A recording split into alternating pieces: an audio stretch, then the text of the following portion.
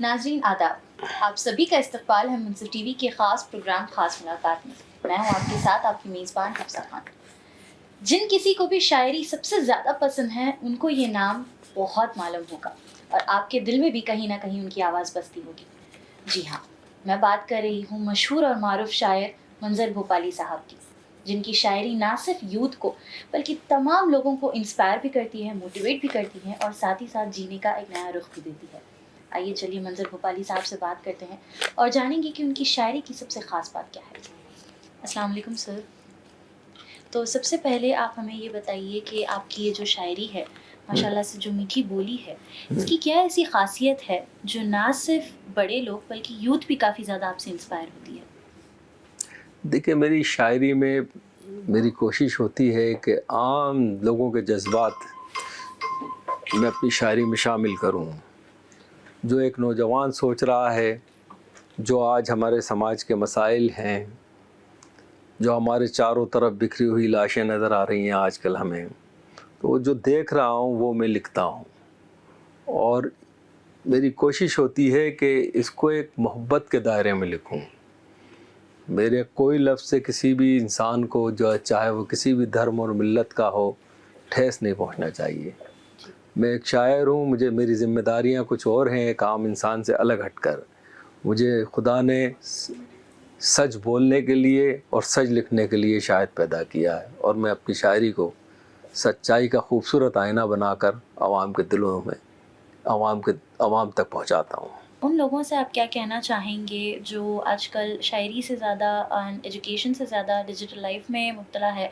देखिए, ये सदी साइंस और टेक्नोलॉजी की सदी है।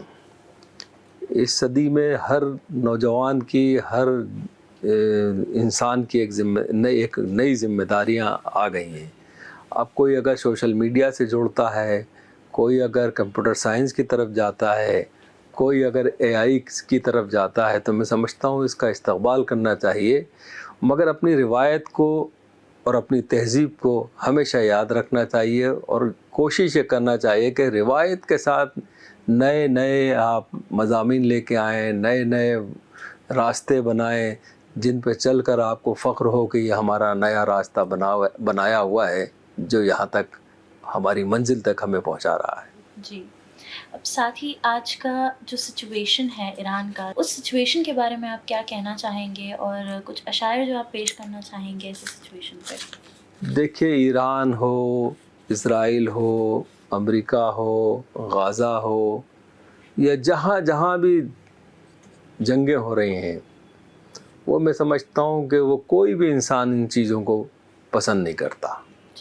चाहे वो जंग के बारे में जानता भी नहीं होगा, मगर किसी की लाश देखकर, किसी का खून देखकर इंसान कभी अपने आप को माफ़ नहीं करता कि साहब मैंने उसका खून देखकर आगे बढ़ गया। हमारे शहरों में भी अक्सर आपने देखा होगा कि कभी कभी एक्सीडेंट हो जाते हैं तो लोग भीड़ लग जाती है, वो वहाँ ये नहीं देखते कि ये कौन से मज़हब का आदमी है। वो सब मिलकर उसकी मदद करते हैं, कोशिश करते हैं कि जल्द से जल्द उसे फर्स्ट एड मिल जाए, जल्द से जल्द वो अस्पताल पहुंच जाए, उसको इलाज मिल जाए, वो फिर अपनी ज़िंदगी में लौटे। तो ये तो जंग है जहाँ पे मिसाइलें चल रही हैं, ड्रोन चल रहे हैं, हवाई जहाज़ों से बम गिराए जा रहे हैं। तो मैं समझता हूँ ये बहुत मुश्किल वक्त है, सिर्फ ईरान, इज़राइल और अमेरिका के लिए नहीं बल्कि पूरी दुनिया के लिए ये वक्त है। और मैं तो बहुत पहले शेर कह चुका हूँ कि हर एक हाथ में सामान है तबाही का, हर एक हाथ में सामान है तबाही का, किसी भी लम्हे ये दुनिया बिखरने वाली है। देखिए, दुनिया बिखरने की ओर आगे बढ़ गई है, मगर दुआ कीजिए कि जंग जल्द से जल्द ख़त्म हो। और जहाँ तक ईरान का सवाल है तो उसके सिलसिले में दो शेर में पेश करता हूँ अपना। और तो एक दुआ है, खौफ व दहशत है और जंग है, आदमी पर ज़मी तंग है। खौफ व दहशत है और जंग है, आदमी पर ज़मी तंग है।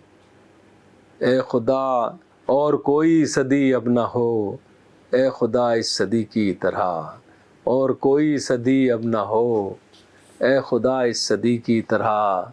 करबला नहीं लेकिन झूठ और सदाकत में, करबला नहीं लेकिन झूठ और सदाकत में, कल भी जंग जारी थी, اب بھی جنگ جاری ہے. یا میرا یہ شعر کہ تم اپنی طاقت و دولت پہ ناز مت کرنا, تم اپنی طاقت و دولت پہ ناز مت کرنا, کہ اب کی بار بھی یہ کربلا ہماری ہے. تو دیکھیے جنگ جتنا نقصان ہو, بچیوں کے ساتھ بھی 100-150 کے قریب بچیوں کو جس طرح سے اس جنگ میں مارا گیا, میں سمجھتا ہوں کہ اس جنگ کی سب سے بڑی شہادت وہی ہے. اس کے بعد رہبر کی ہے اور عوام کے معصوم لوگوں کی ہے. بے سبب و بے وجہ یہ جنگ شروع کی گئی ہے, اس کا کوئی حاصل نظر نہیں آتا. جی, ایران کے تعلق سے آپ ہماری تمام عوام کو کیا پیغام دینا چاہیں گے؟ دیکھیے ایک میری بہت پرانی غزل ہے جو اس وقت اس جنگ کے اور ایران کے فیور میں پوری دنیا میں وائرل ہے. جی, ہر تیسرا آدمی کے فون پر وہ غزل موجود ہے اس وقت. تو اس کے کچھ شعر پیش کرتا ہوں کہ دیکھیے جنگ جذبے سے لڑی جاتی ہے, حوصلے سے لڑی جاتی ہے. اور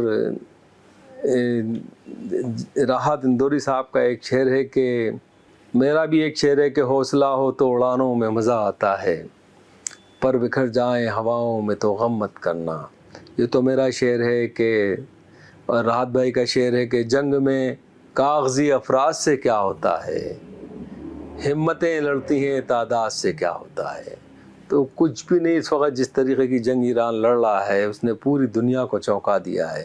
میرے کچھ شعر ہیں, میں ترنم سے پیش کر دیتا ہوں, ملاحظہ فرمائیے گا. ایک خوبصورت سا پیغام ہے اس جنگ کے دوران. جی, طاقتیں تمہاری ہیں اور خدا ہمارا ہے, طاقتیں تمہاری ہیں, طاقتیں تمہاری ہیں اور خدا ہمارا ہے, عکس پر نائے تیرا آئینہ ہمارا ہے, عکس پر نائے تیرا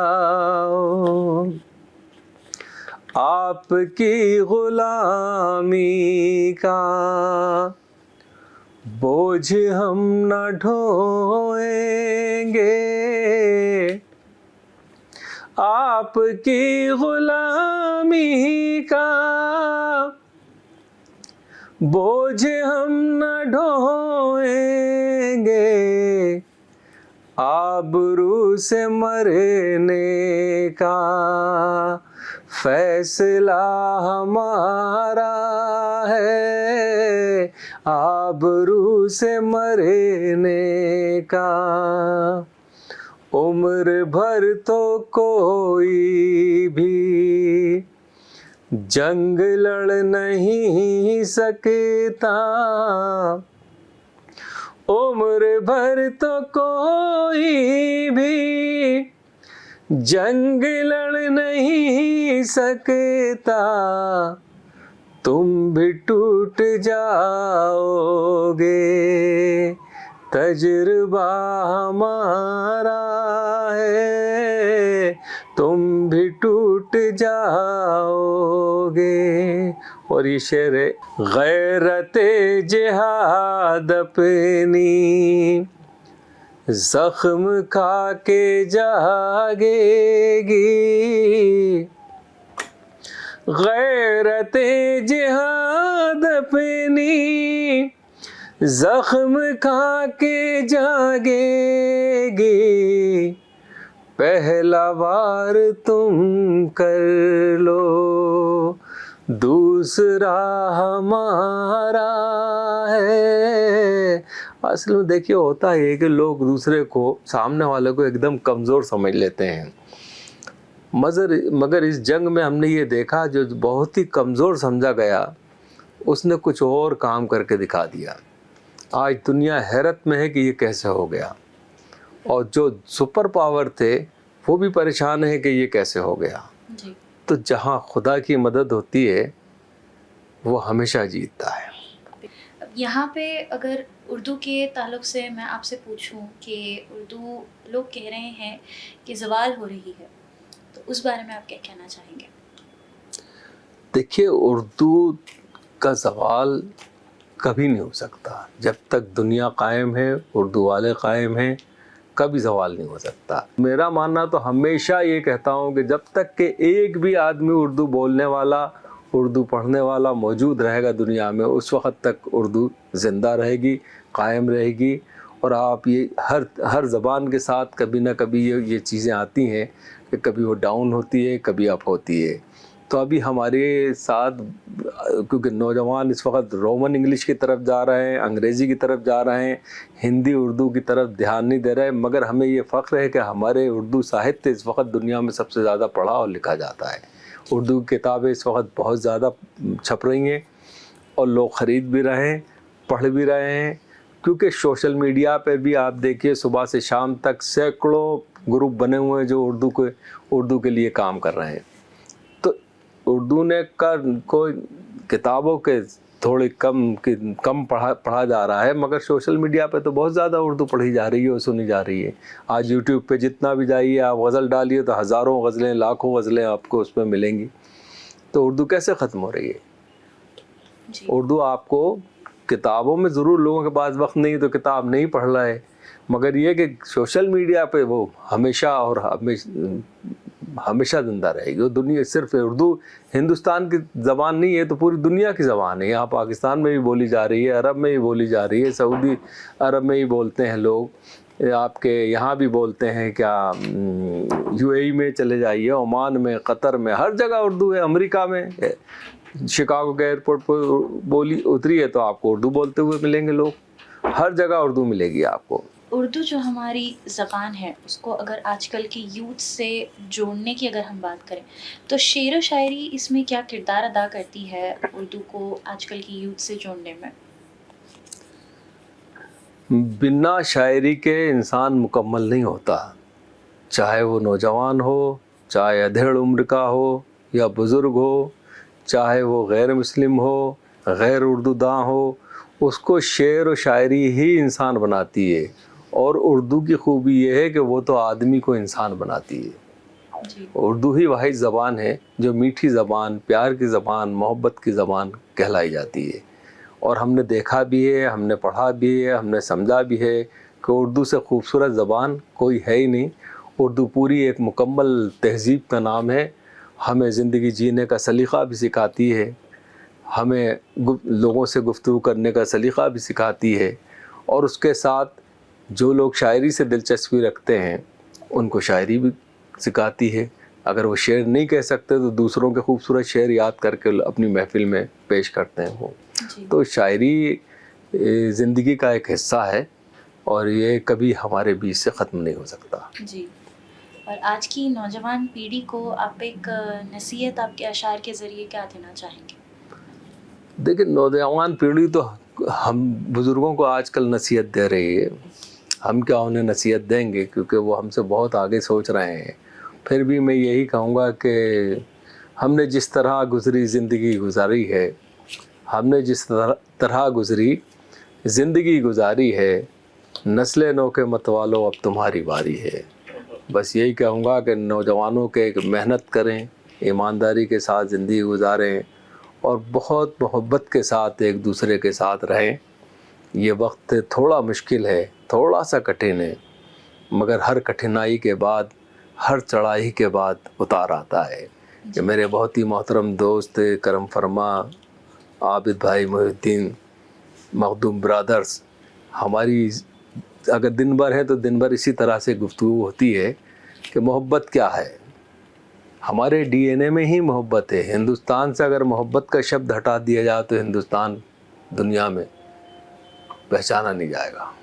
گنگا ہمارے بھارت کی ماں مانی جاتی ہے، سب سے خوبصورت ندی، اور تمام لوگوں کے دل میں بھی ایک بہت ایموشنل ایک کانسیپٹ ہے گنگا کو لے کر، جس کو آپ نے بھی بہت اچھے سے ہائی لائٹ کیا ہے. تو اس بارے میں آپ کچھ بتائیے. دیکھیے، ایک بار ہم لوگ بنارس میں تھے، میرے ساتھ راحت اندوری صاحب تھے اور بھی دوسرے شاعر تھے.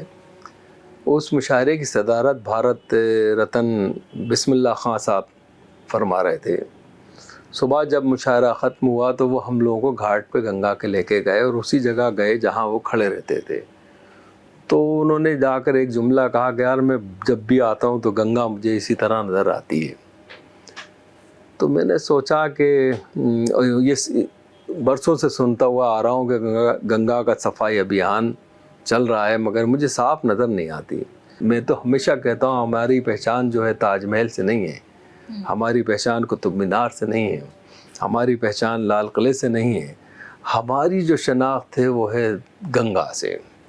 اور گنگا پہ جتنا ہمارے غیر مسلم بھائیوں کا حق ہے اتنا ہی ہمارا بھی حق ہے. کسی دریا پہ, کسی تالاب پہ, کسی جھیل پر کسی ایک سمودائے کا حق نہیں ہوتا, بلکہ وہاں پہ رہنے والے جتنے بھی مذہب و ملت کے لوگ رہتے ہیں سب کے لیے قدرت نے وہ جھیل بنائی ہوتی ہے, وہ دریا بنایا ہوتا ہے, وہ سمندر بنایا ہوتا ہے. تو پھر میں نے ایک گیت کہا کہ بھئی یہ گیت تو کہا جائے. ملاحظہ فرمائے گا. تم بھی پیو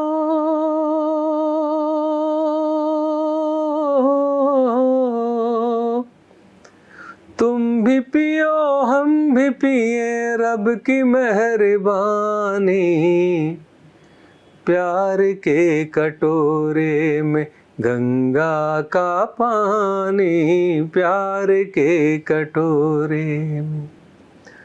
تم نے بھی سنواری ہے ہم نے بھی سنواری ہے, یہ زمیں تمہاری ہے یہ زمیں ہماری ہے. ہولیوں کے رنگوں سی عید کی سوئیوں سی, مندروں کے پھولوں سی صبح کی اذانوں سی. اس زمیں پہ لکھنا ہے پیار کی کہانی, پیار کے کٹورے میں گنگا کا پانی, پیار کے کٹورے میں. دھرم جو تمہارا ہے دھرم جو ہمارا ہے, دھرم سب کا پیارا ہے بس بھرم نے مارا ہے. دھرم پر جھگڑتے ہیں دھرم پر جو لڑتے ہیں, اپنی اس برائی سے اپنی اس لڑائی سے, شرم سے نہ ہو جائے دھرم پانی پانی, پیار کے کٹورے میں گنگا کا پانی, پیار کے کٹورے میں. دیکھیے جب تک ہم لوگ ہندوستان میں ہیں تو ہندو, مسلمان, سکھ, عیسائی کے نام سے جانے جاتے ہیں, ہمارے مذہب کے ہماری شناخت ہوئے. مگر ہندوستان کے اس پار ایک قدم رکھ دیں سرحد کے اس پار تو ہماری پہچان صرف ہندوستانی کے روپ میں ہوتی ہے. یہ بندے کے کاشمیر والے ہوں, دلی کے جیالے ہوں, یو پی کے ہوں مت والے یا بہار کے پالے, گیت گاتے گجراتی بن کے سب رہیں ساتھی, کوئی دھرم والے ہوں گورے ہوں یا کالے ہوں. ذات ہم سبھی کی ہے ہندوستانی, پیار کے کٹورے میں گنگا کا پانی, پیار کے کٹورے میں. گیت کا آخری بند ہے. آفتاب کس کا ہے ماہتاب کس کا ہے, ماہتاب سب کا ہے آفتاب سب کا ہے. یہ ہوائیں کس کی ہیں یہ گھٹائیں کس کی ہیں, یہ گھٹائیں سب کی ہیں یہ ہوائیں سب کی ہیں. کس طرح سے بانٹیں گے رب کی مہربانی, پیار کے کٹورے میں गंगा का पानी प्यार के कटोरे में, गंगा का पानी प्यार के कटोरे में। माशाल्लाह माशाल्लाह। Thank you. अब चलते चलते एक आखिरी पैगाम जो आप हमारे नाजरीन को देना चाहेंगे। बस मैं यही कहना चाहूँगा कि कुदरत ने इस मुल्क को बहुत खूबसूरत चीज़ों से नवाजा है। बहुत सारी ऐसी चीज़ें हैं जो दुनिया के पास नहीं हैं। ये वो मुल्क है जहाँ से मोहब्बत का पैगाम पूरी दुनिया को दिया गया। जी। ये मुल्क है जहाँ से एकता का पैगाम पूरी दुनिया को दिया गया। आप मोहब्बत कीजिए और दूसरों को भी जीने दीजिए, खुद भी जिए, खुशियों के साथ जिए। मोहब्बतों के चिरागों की ज़िंदगी कम है, मोहब्बतों के चिरागों की ज़िंदगी कम है, दिए जलाओ के दुनिया में रोशनी कम है। न जाने कैसी खुदा ने बनाई है दुनिया, 1000 साल जिए फिर भी ज़िंदगी कम है। मैं तो यही चाहूँगा कि जब भी मुझे तौफीक हो तो मेरे वतन में ही मुझे जगह मिले बाद मरने के, क्योंकि मैं मुसाफिर हूँ। मैं तो आज यहाँ हूँ, कल वहाँ हूँ, कल अमेरिका, फिर इंग्लैंड, कहीं अल्लामा इकबाल ने कहा था कि सारे जहाँ से अच्छा हिंदुस्तान हमारा, हम बुलबुलें हैं इसकी ये गुलसितां हमारा। और आपका शहर हैदराबाद पूरी हिंदुस्तान की एक खूबसूरत तहज़ीबी अलामत है। यहाँ के रहनुमा, यहाँ के लोग बहुत पढ़े लिखे लोग हैं। हमें यहाँ आने के बाद एक नया वलवला, एक नई रोशनी नज़र आती है और जीने का सलीक़ा सीखने को मिलता है और जी चाहता है कि हैदराबाद में ही बस जाए। जी, बहुत बहुत शुक्रिया आपका हमारे साथ जुड़ने के लिए। एंड आपकी जो इतनी प्यारी मीठी बोली है, आज शायद मैं भी यहाँ से कुछ सीख कर जा रही हूँ बहुत आपसे। शुक्रिया। एंड ये भी उम्मीद करती हूँ कि जो भी आपको तमाम व्यूअर्स देख रहे हैं, जितने भी यूथ है, जितने भी बुज़ुर्ग हैं, उनको भी आपकी आवाज़ सुन के एक तरह का बिल्कुल, सुकून मिला होगा। इंशाल्लाह। बहुत बहुत शुक्रिया आपका बहुत हमारे साथ शुक्रिया। जुड़ने के लिए। तो नाजरीन, ये था हमारा आज का एपिसोड, जहाँ हमने आज मुलाकात की मारूफ और मशहूर शायर मंजर भोपाली साहब से। मैं ये कहना चाहूँगी कि ये आवाज़ वो आवाज़ है जो हम तक नाइंसाफ़ी होने वालों की आवाज़ और चीखें हम तक पहुँचाती है। ये वो आवाज़ है जो हमें भाईचारगी सिखाती है। इस आवाज़ को कभी भूलिएगा नहीं। मैं यही दुआ करती हूँ कि मंजर भोपाली साहब और लंबी उम्र जिए और हम तक मोहब्बत का पैगाम, भाईचारे का पैगाम इसी तरह पहुँचाते रहिए। मैं मिलूँगी आपसे नेक्स्ट एपिसोड में कुछ खास नामी लोगों के साथ। तब तक के लिए मुझे दीजिए इजाज़त और आप बने रहें मुंसर टीवी के साथ।